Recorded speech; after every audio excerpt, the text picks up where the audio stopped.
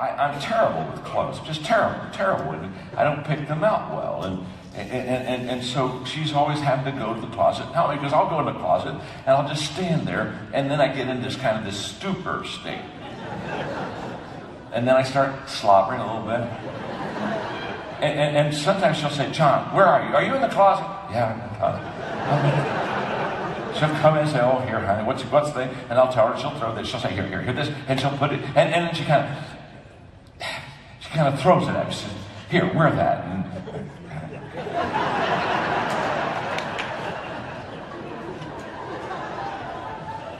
sometimes I got to get up early to go speak somewhere before she's up out of bed, and I forgot to have her the night before help me, and so I'll go in and I'll just give it a shot. And I'll come back mid-morning. And I'll walk in the house and she'll look at me and I just walk in the house and her first word she looked at me and said, did you wear that?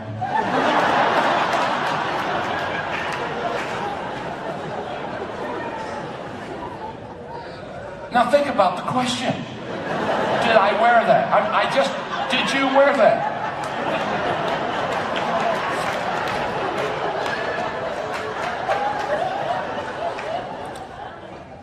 I think I did. I think I do. Did you wear that? I have it on. No, sweetheart, I didn't. It's a mirage. Honest to God. And then she'll look at me and then she goes right into this question. Who saw you? Who saw you? Thousands, honey, thousands. I was on CNN this morning. Thousands, millions. Who saw you?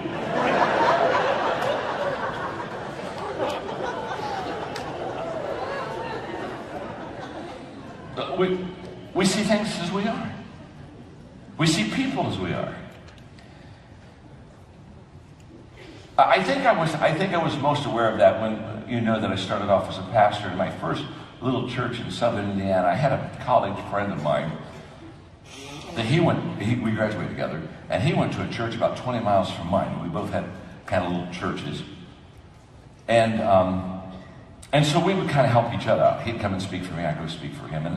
And I noticed kind of quickly that he was having trouble in his congregation, little congregation, and with people. Every time we'd get together, he'd talk about the bad people he had in his congregation. This person's doing that, and that, boy, I'm telling you, can't get along with that. And so I kind of had a suspicion. And so he asked me to come and do a weekend kind of services for him. And so I remember Mark and I went over to their home on Friday night to have a meal with him, and then I was going to go speak. And the whole time I did this, Mike kept talking about these dinglings in my congregation. There's this dingling, and then that, and he said, I'm so glad you're here, and I hope when you speak that'll help that dingling, and then there's the dinglings over here. And I'm sitting in there, and I'm just saying, everybody's a dingling. I just couldn't even eat. He just keeps filling my mind with this stuff. And so finally I just sat down and I said, Mike, do you know why you have so many dinglings in your church?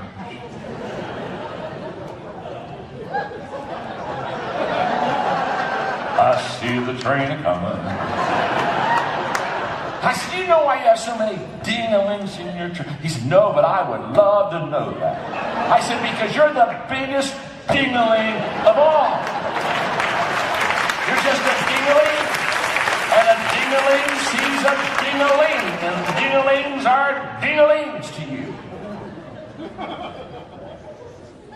Then about 6 months he left that church. He called me.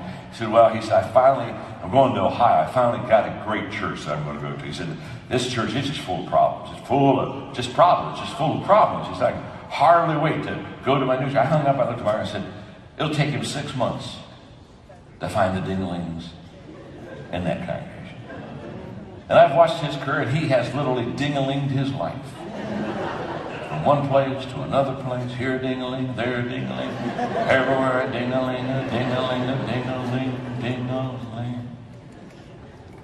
You see, we see people as we are. Notice that. That's why in all relationships, the first thing we have to do is we have to look at ourselves. If Bob has a problem with Susan, and Bob has a problem with Charlie, and Bob has a problem with Jack, and Bob has a problem with Helen, and Bob has a problem with Marie, and Bob has a problem with Annette, and Bob has a problem with Ralph. Bob has a problem.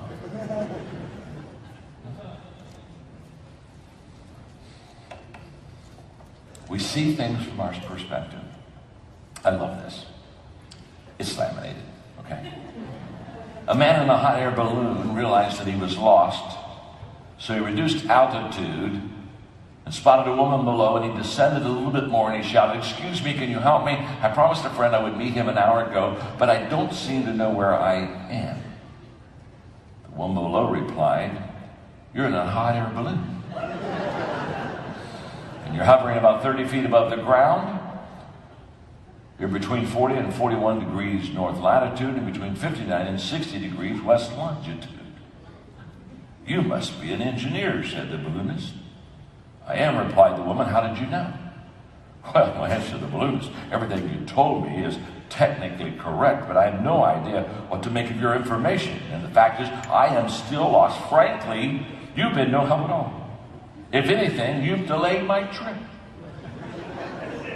The one below responded, "You must be in management."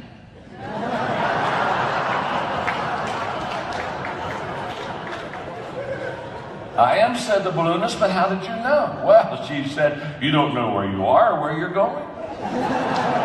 You've risen to where you are due to a large quantity of hot air. You made a promise which you have no idea how to keep, and you expect people beneath you to solve your problem."